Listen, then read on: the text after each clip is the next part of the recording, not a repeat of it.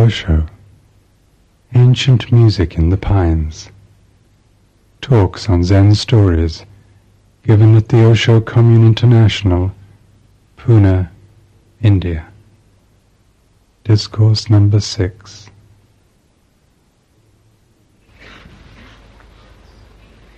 The first question. What's the difference between a madman and a devotee?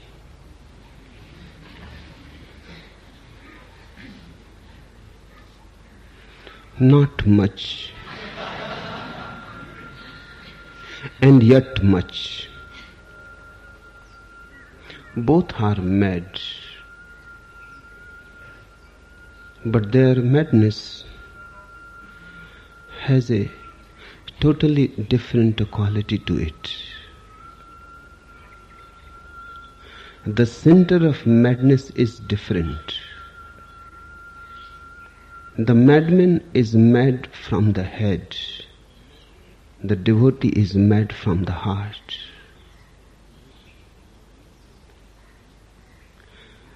The madman is mad because of a failure. His logic failed. He could not go on with the head anymore any longer. There comes a point for the logical mind where breakdown is a must. Because logic goes on well up to a certain limit, then suddenly it is no more real, then it is no more true to reality. Life is illogical. It is wild. In life, contradictions are not contradictions, but complementaries. The life does not believe in the division of either or. The life believes in and both. The day becomes night. The night becomes day. They meet and merge. The boundaries are not clear. Everything is overlapping everything else. You are overlapping into your beloved. Your beloved is overlapping into you.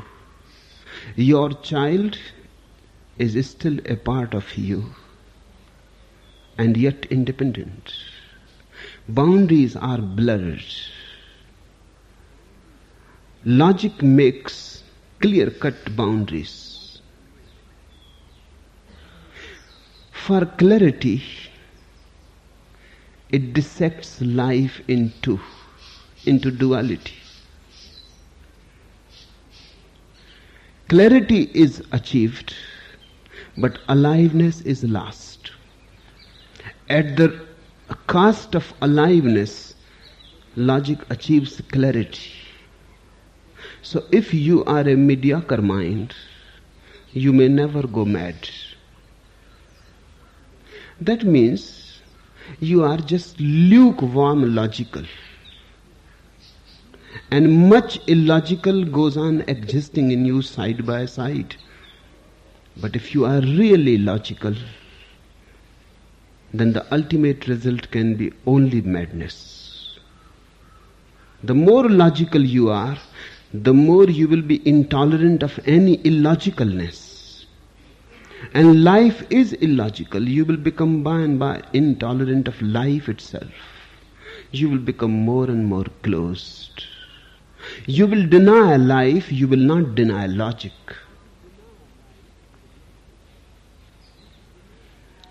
Then, finally, you break down. This is the failure of logic. Almost All the great philosophers who are simply logical go mad.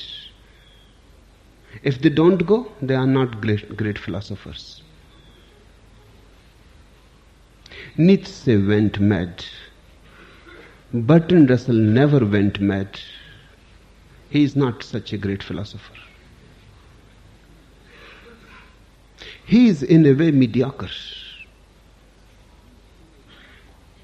He goes on living with his common sense. He is a commonsensical philosopher. He does not move to the very extreme. Nietzsche moved to the very extreme. Of course, then there is the abyss. Madness is the failure of the head. And in life there are millions of situations where suddenly the head is irrelevant. I was reading an anecdote. A woman telephoned the builder of her new house to complain about the vibrations that shook the structure when a train passed by 3 streets away. Ridiculous. He told her, I will be along to check it. Just wait until a train comes along, said the woman when the builder arrived for his inspection. Why? It nearly shakes me out of bed. Just lie down there, you will see. The builder had just stretched himself out on the bed when the woman's husband came home. What are you doing on my wife's bed? The husband demanded. The terrified builder shook like a leaf. Would you believe I am waiting for a train, he said. There are 1,001 situations where life comes in its total illogicalness. Suddenly, your logical mind stops. It cannot function. If you watch life, you will find every day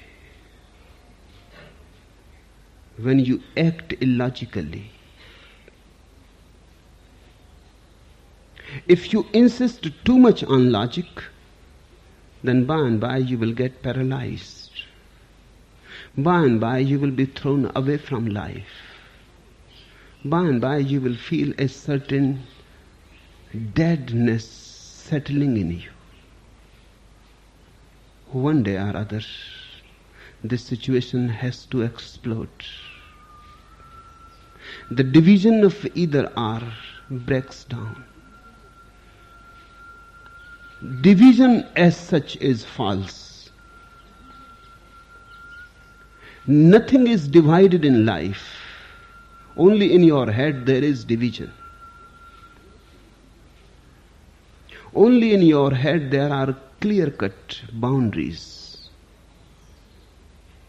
It is as if you have made a small clearing in a forest, clean, with a boundary wall, with a lawn, with few rose bushes, and everything perfectly in order. But beyond the boundary, the forest is there waiting. If you don't care about your garden for few days, the forest will enter in.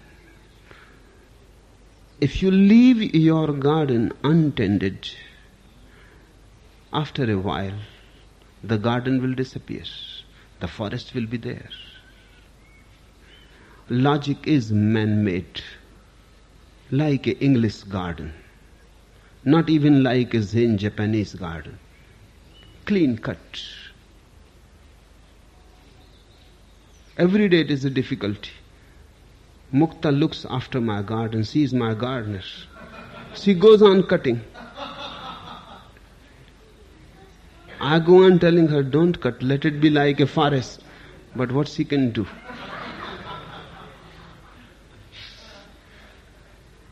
She hides from me that she is cutting. and planning and managing. Because he cannot allow the garden to become a forest. It should be in boundaries. The logical mind is like a small garden, man-made. Life is wild forest. Sooner or later you will come against life. And then your mind will boggle down, will fall flat.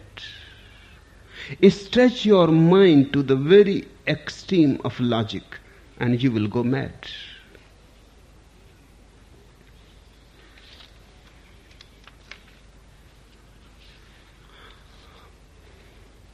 It happened on an airport. Muscovitz met his business rival, Levinson, at the airport and asked him, with an elaborate pretense of casualness, "And where do you happen to be going, Levinson?" Levinson, just as casual, responded, "Chicago." "Aha," said Muscovitz, shaking his finger triumphantly, "now I have caught you in a flat-footed lie. You tell me Chicago because you want me to think you are going to St. Louis? But I talked to your partner only this morning and I happen to know you are going to Chicago. You liars!"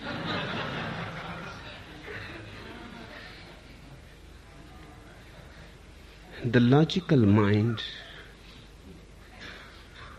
goes on weaving, spinning its own theories, its own ideas, and tries that the reality should be accordingly. The reality should follow your idea. That is what a logical mind is. The effort is that the reality should be a shadow to your ideology. But it is not possible. You are trying the impossible. It is implausible. It cannot happen. Ideology has to follow reality.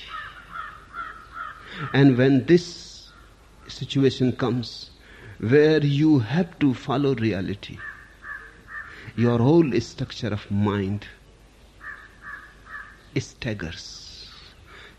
Your whole structure of mind simply drops down.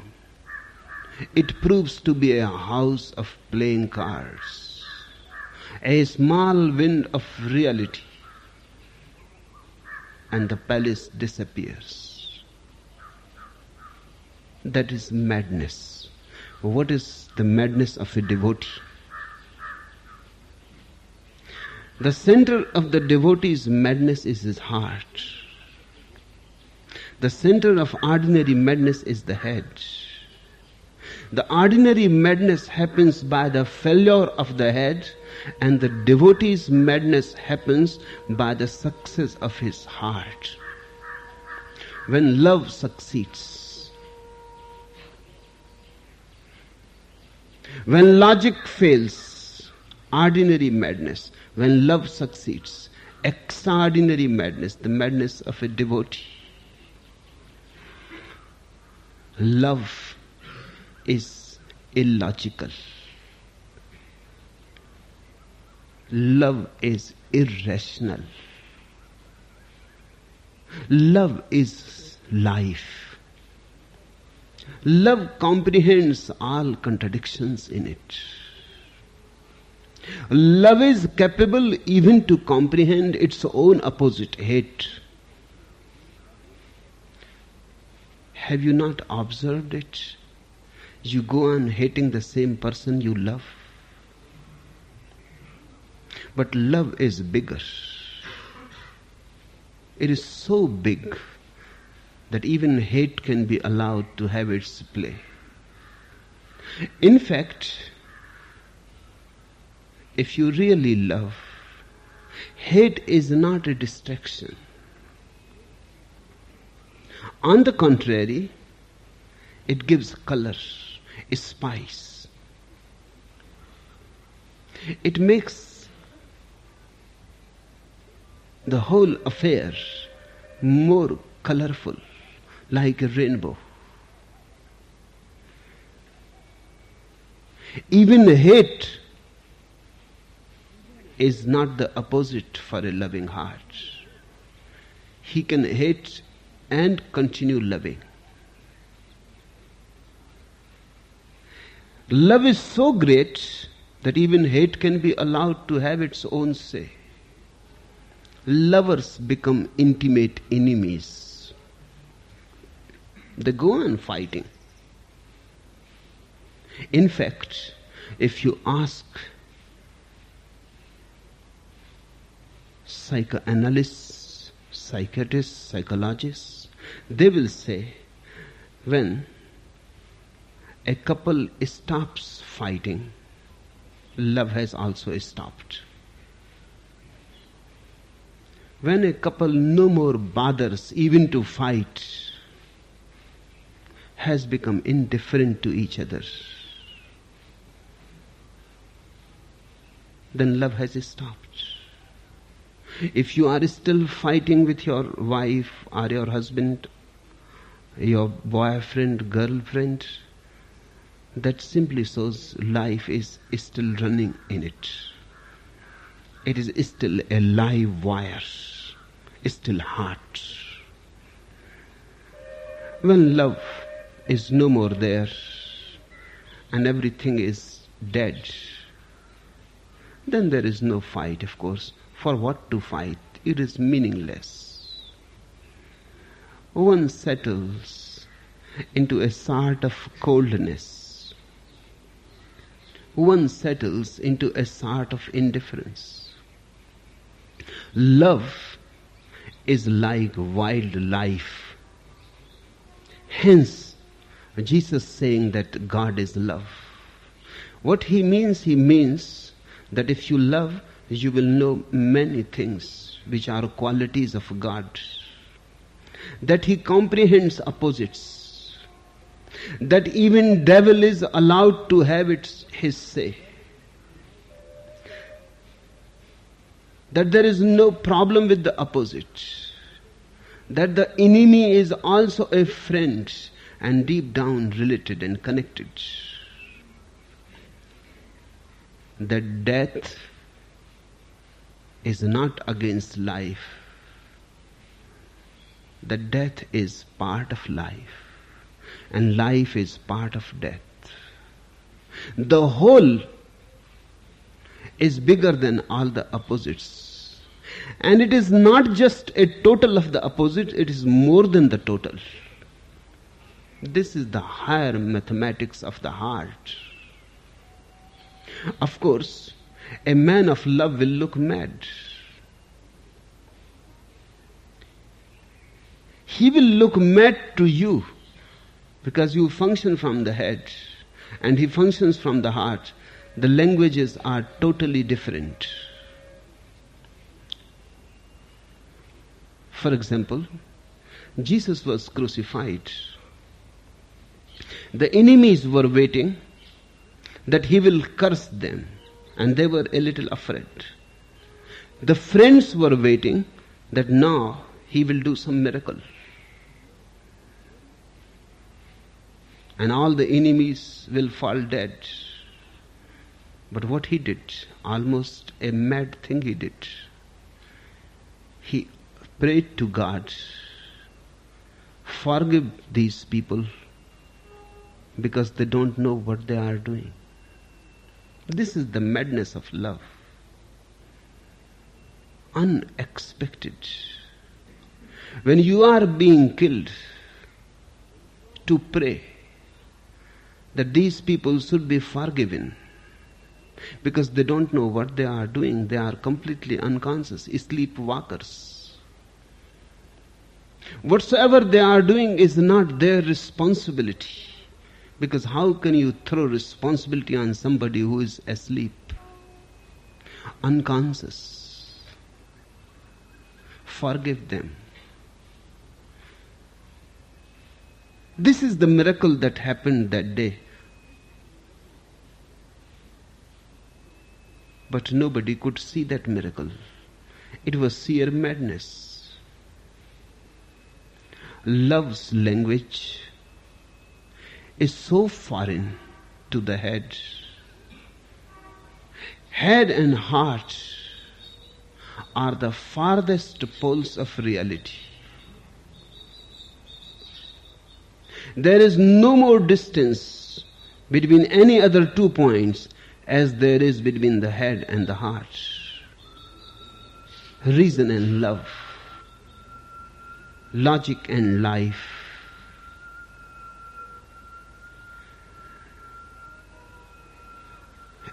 If a person is mad because of his love, his madness is not a disease. In fact, he is the only healthy person. He is the only whole person. He is the only holy person. Because through his heart, he has again become bridged with life. Now he is no more fighting, no more any conflict. He is surrendered, he is in a let go. He trusts life. He has faith. And he knows nothing wrong is going to happen. He is not afraid. Even in death he will go laughing and singing and ecstatic, because even in death God is waiting for him. Death also becomes a door. Of course, to the logical minds this man looks mad. And he is mad in a sense, because whatsoever he is doing is beyond the comprehension of reason. But to me he is not mad. Ask Jesus and he is not mad. Ask Buddha and he is not mad. In fact, he is the only sane person. Because now he no more thinks but lives. Now he is no more divided but total. Now there is no duality in him. He is a unity. That is the meaning of the word yoga. That which unites. That is the meaning of the word religion also. That makes you one. That puts you again together. Relegates. You are no more split. Otherwise, ordinarily, you are not one person, you are many persons. You are a crowd. You don't know what is your left hand is doing and what is your right hand is planning to do. You don't know in the morning what is you are going to do in the evening. You say one thing.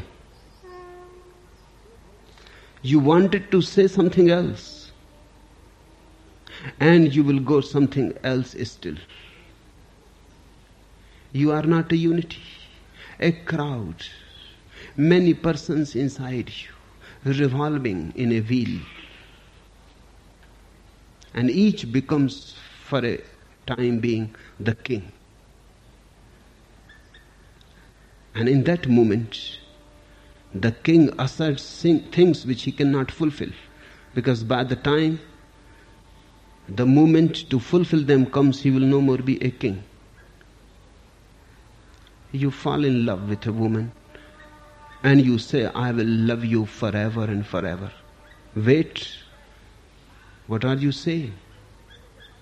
Now, at this moment, a certain part of your personality is on the throne. And that part says, I will love you forever and forever. And just after half an hour, you may repent. and just few days after, you will completely forget what you had said. The woman is not going to forget it. She will remember.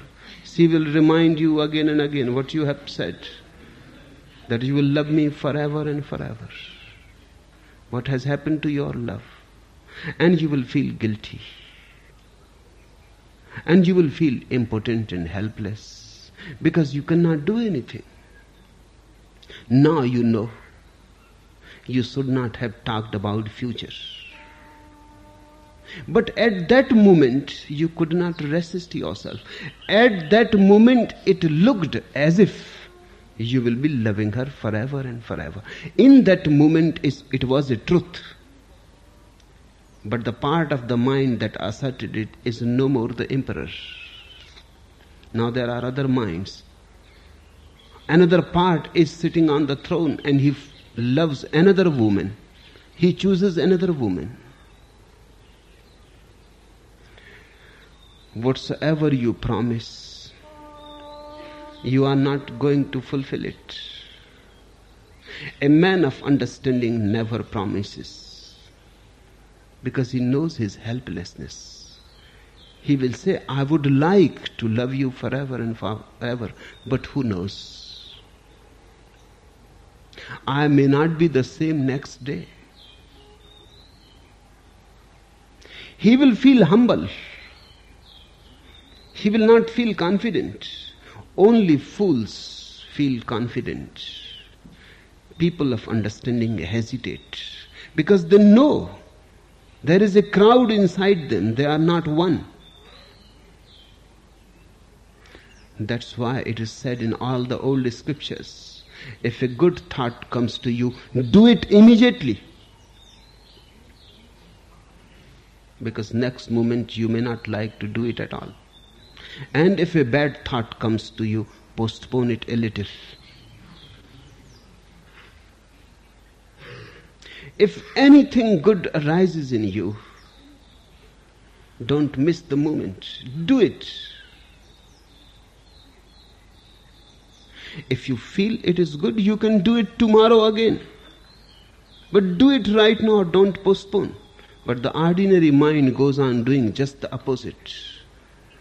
Whatsoever good arises in you, you postpone it for tomorrow. Then it never happens.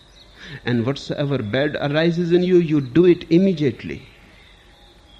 If you are angry, you will be angry right now. You cannot postpone it. But if you are feeling compassion, you will say, what is the hurry? Tomorrow. That tomorrow never comes. Tomorrow is non-existential. Ordinarily, a man is a crowd. In fact, we should not use the word mind in singular. We should not say that you have a mind. That is wrong. Only rare persons have a mind. You have minds.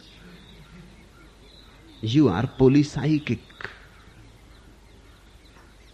With the heart, this is the beautiful thing. The heart is always one. It does not know the duality. It is not a crowd. It is a unity. The more closer you come to the heart, the one arises. The many disappear far away. The heart needs no promise. Even without promising, it is going to fulfill. The mind goes on promising, although it never fulfills them. In fact, it promises just to create an illusion. Because the mind knows it is not going to fulfill it. So at least create an illusion by promising it. I will love you forever and ever. The heart will never say that, but it will do. And when you can do, what is the point of saying it? There is no need. The man of love is mad. mad to the logical mind. But he is not ill. In the Western mad houses, there are many people who are not mad. If they had been in the Eastern countries, they may even would have been worshipped. In the West, this clarity does not exist yet, that a man can be mad head-oriented or heart-oriented. A heart-oriented madman is not a madman. He is a God's man. Or he is mad in such a different way that he needs to be worshipped, revered, respected. There is no need to treat him. There is no need to put him in an asylum. There is no need to give him shocks. But things go to the extreme always. In the East it has happened, many mad people have been worshipped. Those who were mad from the head, they were simply crazy. But they were worshipped because we have worshipped the madman of the heart. And it is very difficult for the ordinary common masses to make the distinction. They almost look alike.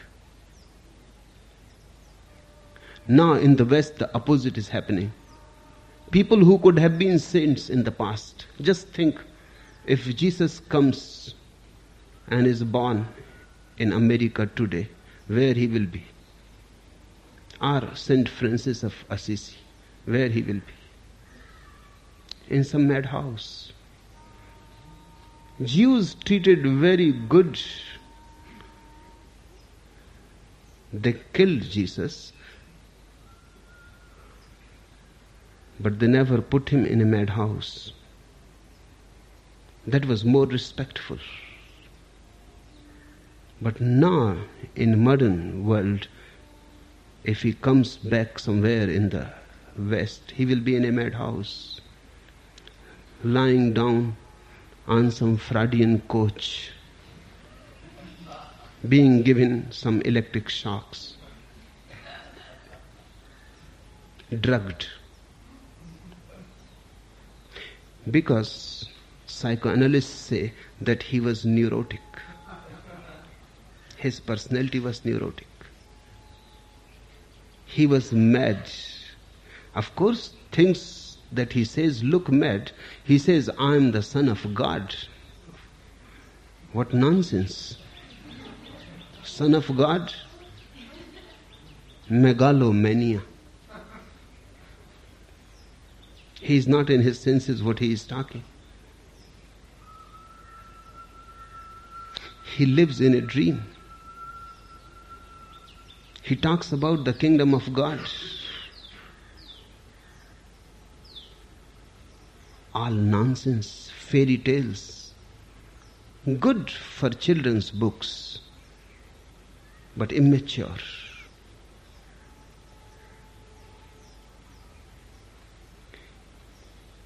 He had chosen a better time to come. Saint Francis of Assisi will certainly be in a madhouse, talking to trees, saying to the almond sister, how are you? If he was here, he would have been caught. What are you doing? Talking to an almond tree?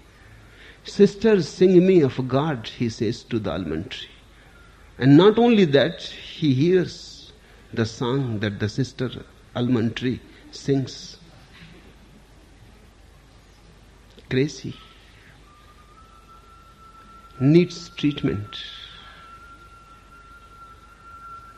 He talks to the river and to the fish. And not only, he claims that fish respond to him. He talks to stones and rocks. What more there is any need for any more proof that he is mad?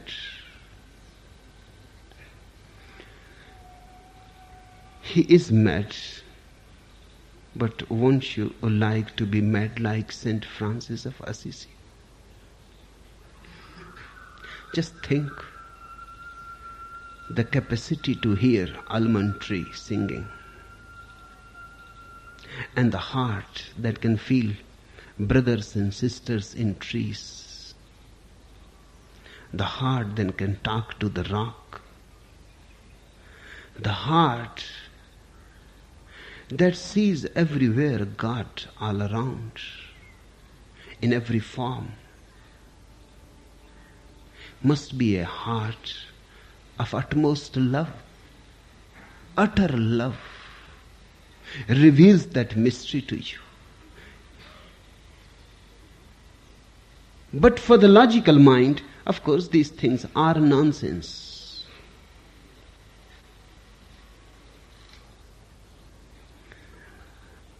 To me, or to anybody who has known how to look at life through the heart, these are the only meaningful things. Become mad, if you can become, from the heart. Now, the last thing about this question. If your head comes to a breakdown, don't be worried. Use that opportunity of destructured state. In that moment, don't be worried that you are going mad. In that moment, slip into the heart. Someday, in future, when psychology will really come of age, whenever somebody will go mad from the head, we will help him to move towards the heart, because an opportunity opens in that moment. The breakdown can become a breakthrough. The old structure is gone. Now he is no more in the clutches of reason. He is free for a moment. The modern psychology tries to go on adjusting him back to the old structures. All modern efforts are adjustive. How to make him normal again? The real psychology will do something else. The real psychology will use this opportunity, because the old mind has disappeared. There is a gap. Use this interval and lead him towards another mind. That is the heart. Lead him towards another center of his being. You drive a car. You change gears. Whenever you change the gear, there comes a moment the gear moves through the neutral. It has to move through the neutral gear. Neutral gear means no gear. From one gear to another, a moment comes when there is no gear. When one mind has failed, you are in a neutral state. You are again as if you are born just now. Use this opportunity and lead the energy away from the old rotten structure which is falling. Leave the ruin. Move into the heart. Forget reason and let love be your center, your target. And each breakdown can become a breakthrough. And each possibility of the failure of the heart can become a success for the heart. The failure of the head can become a success for the heart.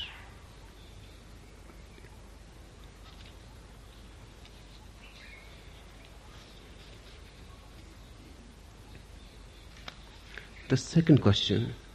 Once at darshan I heard you say of a visitor that he would be a good sannyasi. What is a good sannyasi?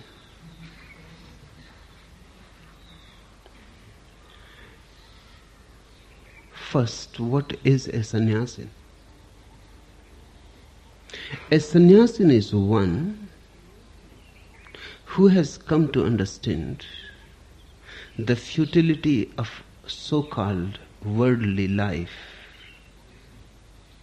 A sannyasin is one who has understood one thing, that something needs to be done immediately about his own being.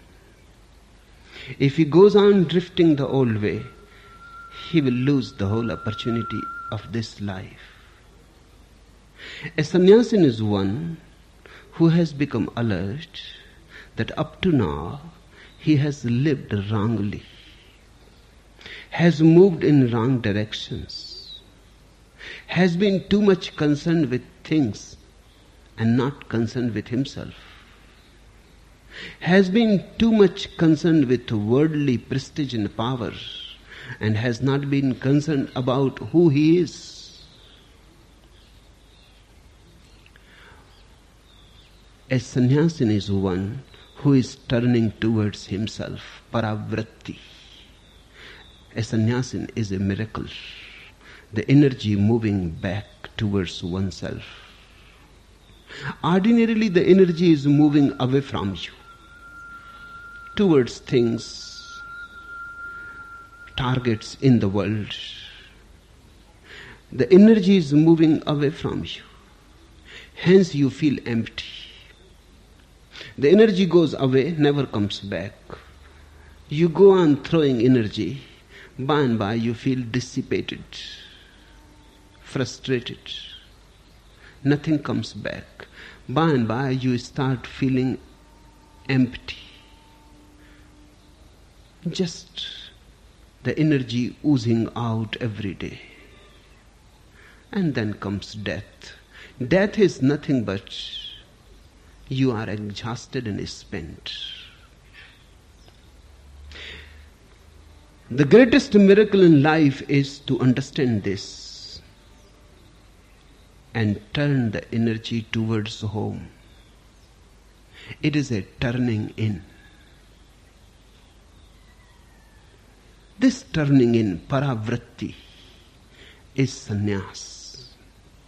Not that you leave the world. You live in the world. There is no need to leave anything or go anywhere else.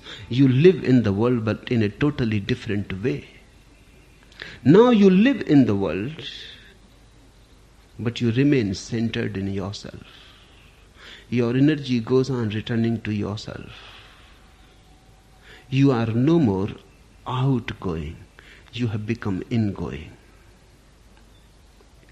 Of course, you become a pool of energy, a reservoir. And energy is delight, sheer delight. Just the energy there, overflowing. And you are in delight. And you can share. And you can give in love. This is the difference. If you put your energy in greed, it never comes back. If you put your energy in love, it comes back thousandfold. If you put your energy in anger, it never comes back. It leaves you empty, exhausted, spent. If you use your energy in compassion, it comes back thousandfold. So now I will tell you what is a good sannyasin. A good sannyasin is one who has understood this fundamental law of life, that give in love and it comes thousandfold back. Give in anger and it is gone forever. Give in greed and it is gone forever. Share it. And it is never gone. On the contrary, you are enriched. When I say a good sannyasin, I don't mean a moral or immoral sannyasin. My word good has nothing to do with morality. It is something to do with what Buddha calls Es Dhammo Sanantano, what Buddha calls the eternal law of life. A good man is an understanding man. A good man is alert, aware. That's all. Awareness is the only value for me. All else is meaningless. Awareness is the only value for me. So when I say a good sannyasin, I mean a sannyasin who is aware. Of course, when you are aware, you behave according to the law, the fundamental law. When you are unaware, you go on destroying yourself. You go on being suicidal. If you behave according to the fundamental law, you will be enriched tremendously. Your life will become richer and richer every moment. You will become a king. You may remain a beggar in the outside world, but you will become a king, a pinnacle of inner richness. What Jesus calls the kingdom of God is within you. You will become a king of the kingdom that is within you. But more awareness is needed. So don't misunderstand me when I say a good sannyasin. I don't use the word in any moralistic sense. I use it in a more fundamental sense. Because to me, morality is just a byproduct of awareness, and immorality a shadow of unawareness. I am not concerned with shadows and byproducts. I am concerned with the fundamental, with the essential. Be aware and you will be good. Be unaware and you will be bad.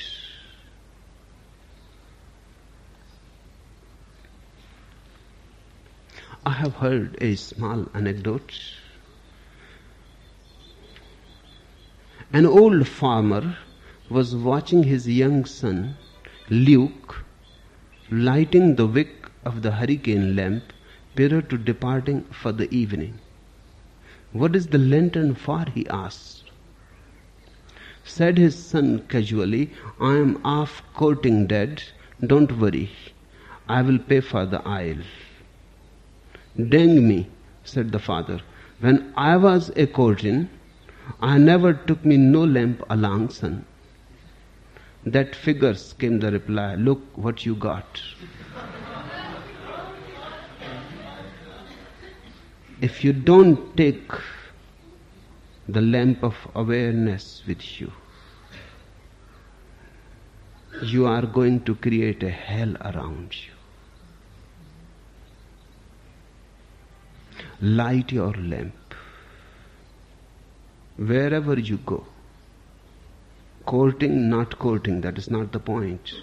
Wherever you go, whatsoever you do, always do it in the inner light with awareness.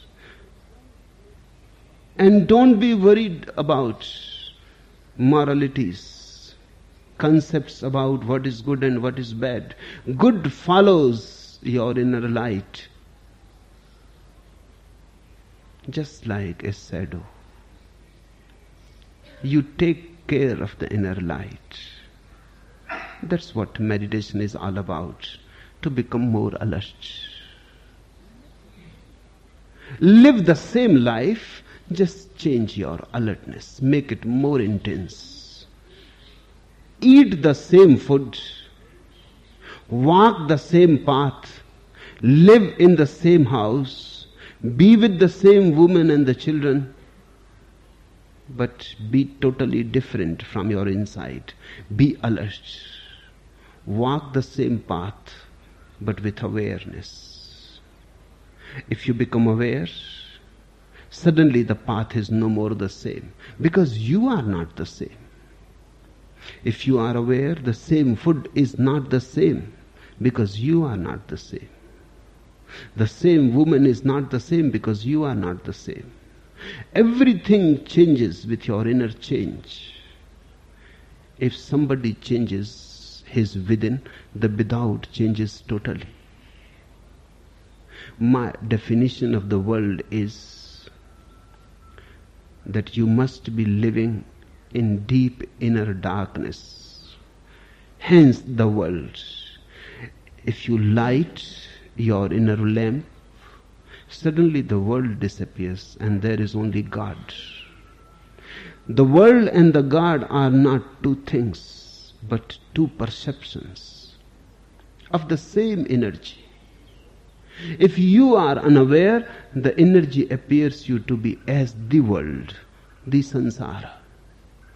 If you are alert, the same energy appears as God. The whole thing depends on your inner awareness or unawareness. That is the only change, the only transformation, the only revolution that has to be done.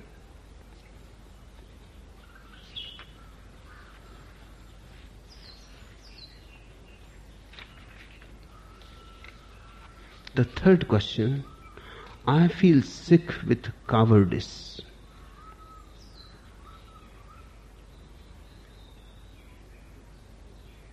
There must be a desire not to be a coward. That desire creates the problem. If you are a coward, you are a coward. Accept it. What can you do about it? And whatsoever you will do will create more problems, more complexities. And who is not a coward?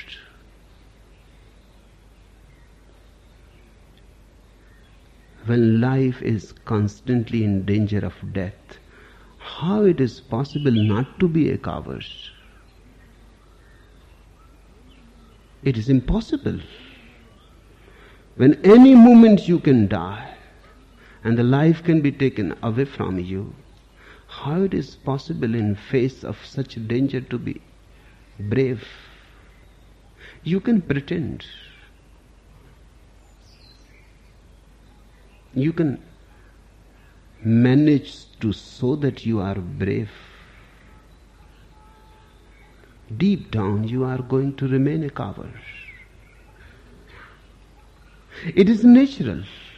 Just look at the tininess of human beings. So tiny. And the existence is so vast. We are not even like drops fighting against such an ocean. How it is possible not to be a coward? Try to understand it. Accept it. It is natural. Don't create a goal against it. Because that goal is coming out of your cowardice. That goal is not going to help you. At the most you can become very tense and pretend that you are not cowards.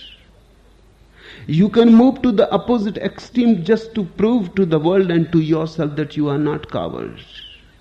That's what your generals and your great leaders are doing.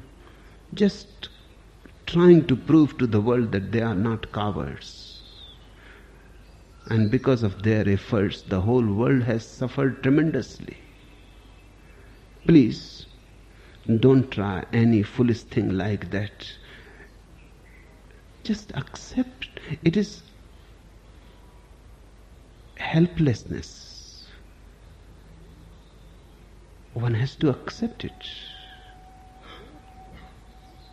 Once you accept it and you start understanding it, you will see, by and by, it disappears. Not that you become brave.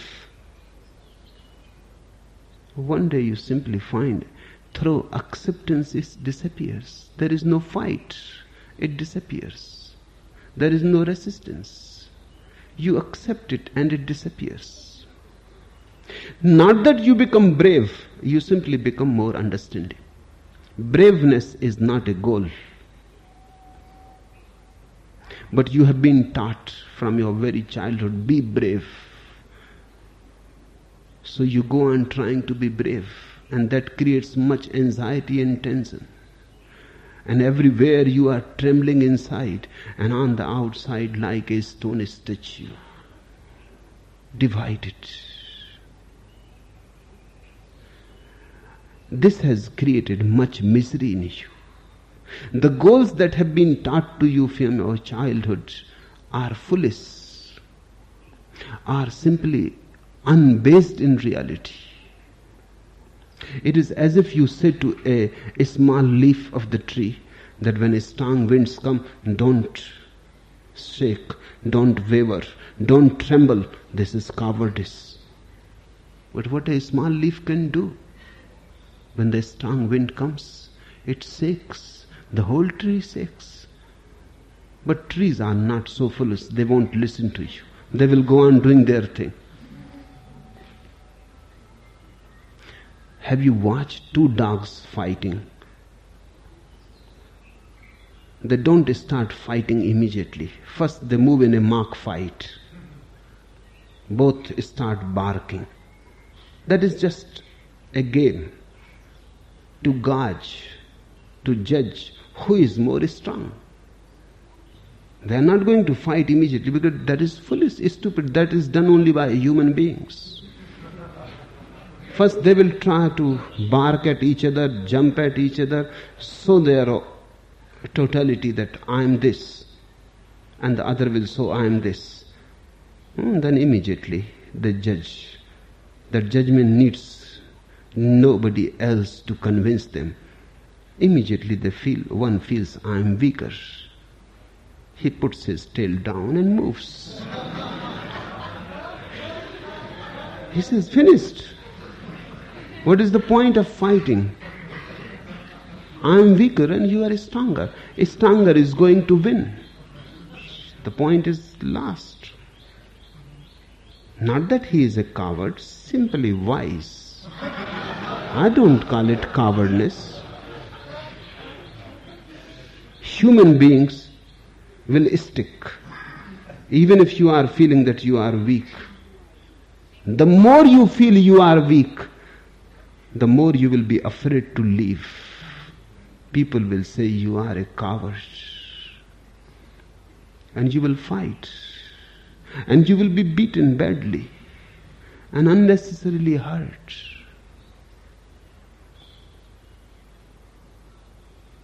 There is no point. It is a simple calculation. And not that the stronger one goes and shows to other dogs that I have won. No, simply the thing is dropped. He also knows that he is stronger, so what is the point? Not that he goes on being advertising himself that I have won. No, that the fight is dropped. He forgets all about it. But in human situation, the whole thing has taken a very wrong shape because you have been taught wrong goals. Each child should be taught to be true to life. If there is fear, then be afraid. Why hide it? Why pretend that you are not afraid? If you want to cry, cry. Why be afraid of tears? But we have been taught, particularly men, small children, the mother will say, don't be a sissy. Don't start crying. This is only for girls. And the boy becomes hard. And look, men cannot cry. They have missed one of the most beautiful things in life. Nature has not made any difference between man and woman. Man has as many tear glands as woman. So the thing is proved. There is no point of any difference. Tears are needed. They are cleansing. But how to cry?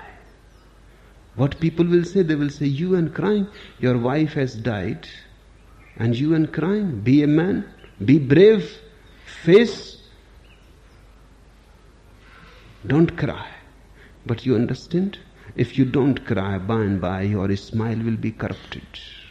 Because everything is joined together. If you cannot cry, you cannot laugh.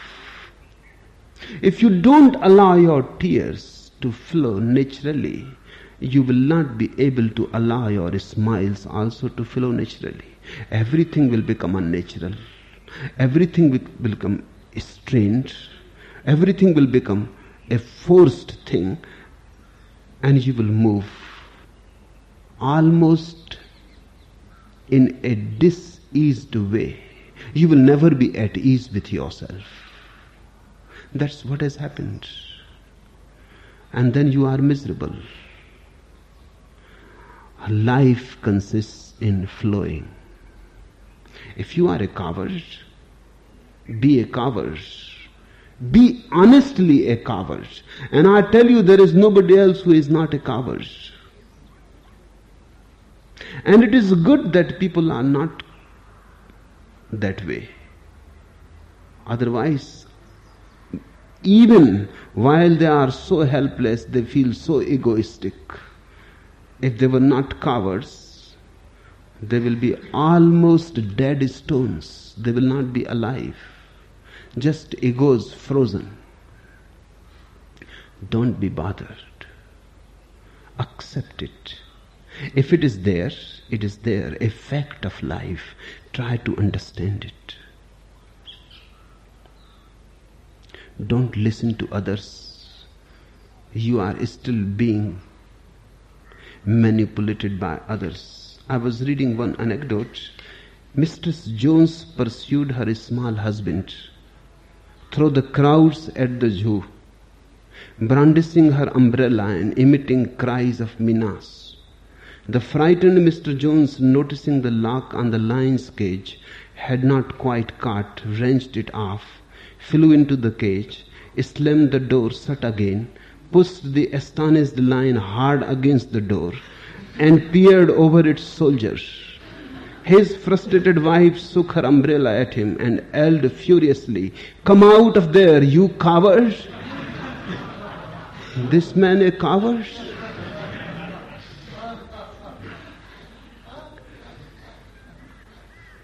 But each husband is a coward in the eyes of the wife.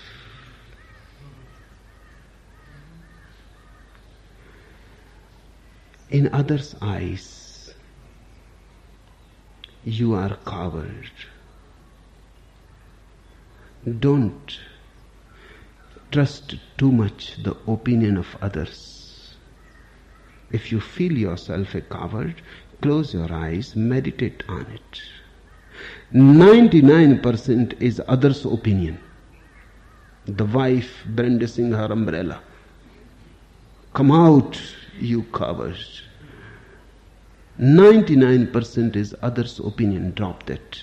1% is reality. Accept it. And don't create any antagonistic goal.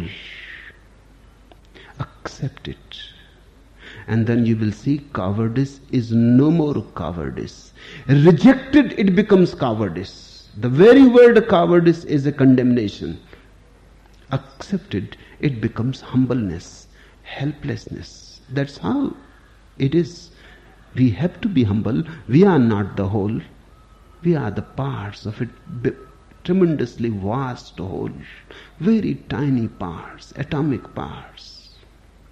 Small leaves on a big tree. It is good to tremble sometimes. Nothing wrong in it. It helps you to shake off the dust. You become again fresh. My whole point is, accept life as it is and don't try to change it into something else. Don't try to change your violence into non-violence. Don't try to change your cowardice into bravery. Don't try to change your sex into celibacy. Don't create the opposite.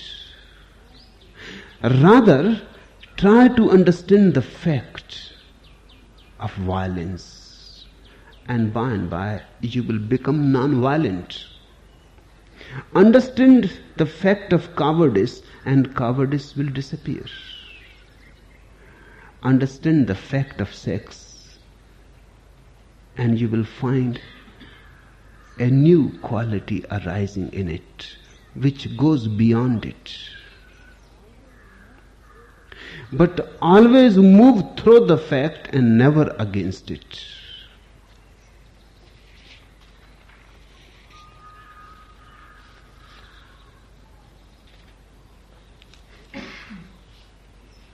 The fourth question, my father is obsessed with genealogy. Is there anything to such pursuits? Must be. Otherwise, why your father should be obsessed? He may have taken a wrong route, but there must be something in it. Even when people go astray, they go for a certain reason. They may not be aware. For example, let me tell you one anecdote first. Young Willie, aged 8, came to his father one morning and said, "Daddy, where did I come from?" Willie's father felt a sinking sensation in his stomach, for he knew he was now up against it. He was a modern parent and realized that a question like that deserved a full and frank answer.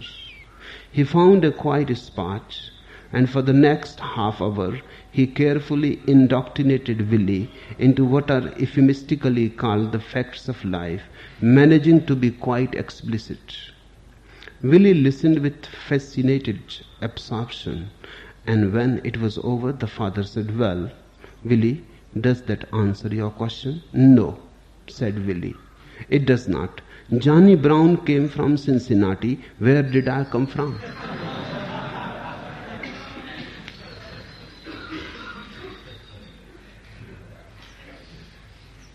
If your father is interested in genealogy, he has misunderstood his inquiry. This is a natural question in everybody's being, from where we come. From where? From what source? Now, if you get into genealogy, you are not getting anywhere. The basic question is religious. It has nothing to do with genealogy. The basic question is, who is the ultimate father or ultimate mother? The basic question is, where is the beginning of all? Now it is pointless. I have a father and my father had a father, and of course this goes on and on. And you can go on searching, and you can make a big tree of your family. But it is pointless, because the question remains the same. Who is the first? Searching into genealogy, you cannot come to the first. Always the question will remain, from whom? I can move to 100 generations back or 1,000 generations back, but the question remains the same. It is not solved. From where? From where? What source life has arisen? Your father has misinterpreted a religious inquiry. He has been thinking that it is a question of genealogy. It is not. And this question has to be asked, that from where I come. Because unless I know that, it is impossible to know who I am. There are two ways to know it. Either you ask from where I come, That is the way of the Christian, the Mohammedan, and the Judaic religion. If you know from where you come, the ultimate source, that is what God is, then you will know who you are. The Indian religions have a different way of solving it, and better and more scientific. Hinduism, Jainism, Buddhism. They say it is difficult to know from where you come. The more possibility is that you may be lost into thinking and philosophical doctrines. The better question is who I am. If you know this, you will know from where you come. So they say, forget all about God. They are not worried who created the world. They are worried who I am. And in a way, that is more scientific. Because if I can understand the quality of my being, that will immediately give me the key to understand the whole, what it is. If I can understand myself, because the source must be existing in some way within me still. The tree goes on still existing in the seed. If you can understand the seed, you will be able to know the tree.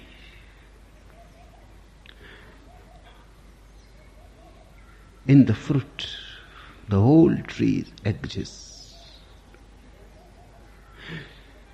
If we can understand ourselves, and of course this is the closest approach possible. I am closest to me than anything else. Just closing your eyes and you reach into yourself. The only problem is how to drop the thoughts. And suddenly you start sinking in your being. From there is the door to the whole, to the source. When you go back home, tell your father that genealogy is not going to help. He must have some religious inquiry within him, which he has misunderstood. Once he is made aware of it, his inquiry will be on the right lines. It is happening in the West because religion is no more an accepted inquiry. It is a rejected inquiry. So people go on seeking religious inquiries through vicarious ways. Directly you cannot accept that you are seeking God. People will think you are mad. It is foolish. What you are talking about, you are not a contemporary then. God is dead. Have you not heard? What are you doing? But the desire arises to know the source. And you cannot accept it in religious ways, because religious ways are no more accepted by the modern mind. So you have to search it in a vicarious way. You start asking about genealogy. Religion is a valid inquiry. Whether a society accepts it or rejects it doesn't matter. Man is a religious animal and is going to remain that way. Religion is something natural. To ask from where I come is relevant. To ask who I am is going to remain relevant always. The modern mind has created a climate of atheism. You cannot ask such questions. If you ask, people laugh. If you talk about such things, people feel bored. If you start inquiring in these ways, people think you are slipping out of your sanity. Religion is no more a welcome inquiry. Tell your father. And of course, genealogy will remain an obsession, because this is not the inquiry, right inquiry. Once his consciousness shifts to the religious dimension, he will be released from the obsession. And then something is possible. Something of tremendous import is possible. He wants to know who the real father is, who has fathered existence, or who is still mothering existence.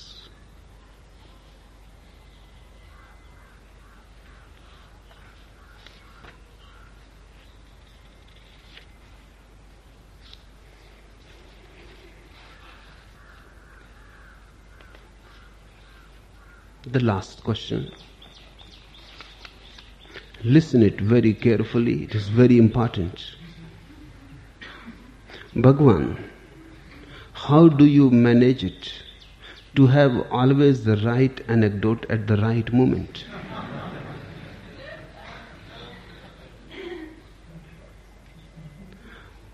Let me answer you by an anecdote.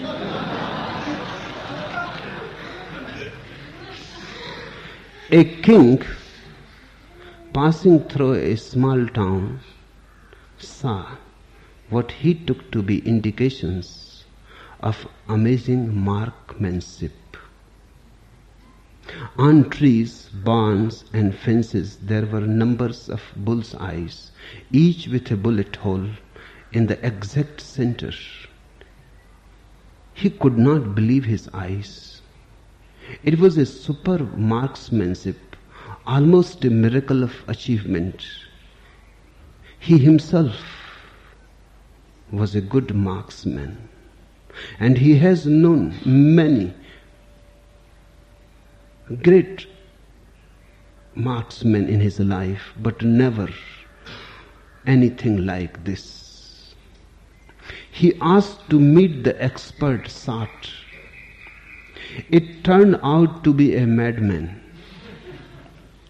This is sensational. How in the world do you do it? He asked the madman. I myself am a good shot, but nothing compared to your skill and art. Please tell me. Easy as pie, said the madman, and laughed uproariously. I shoot first and draw the circles later.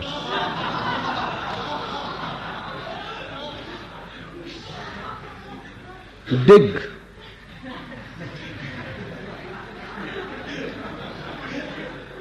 I choose anecdotes first and then draw the circles. I am just like that madman. There are other people who use anecdotes to illustrate some theoretical point. I do just the opposite. I use theoretical points to illustrate the anecdotes.